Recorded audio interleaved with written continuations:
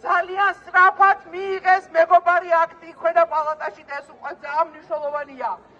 არაფერი აღარ დარჩა იმისთვის, რომ ზედა პალატამ ხელი მოაწეროს და ეს იქცეს კანონად და ნახეთ, სახელიც კი შეუცვალეს.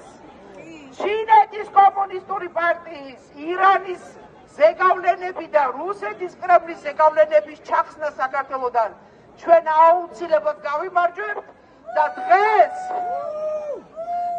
აქ უფრო მეტი ხალხი უნდა იყოს, მთელი საქართველო აქ უნდა იყოს.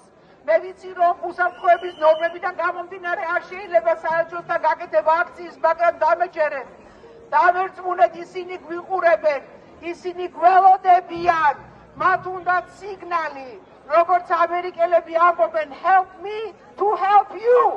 ამიტომ უნდა დავეხმაროთ მათ.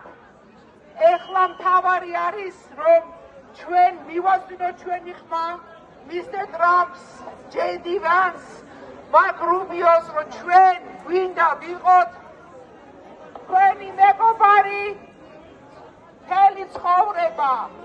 საქართველო აუცილებლად გავწყდება. ამიტომ დიდი მადლობა ყველას და მადლობა, რომ მომეცით ავსიტყვის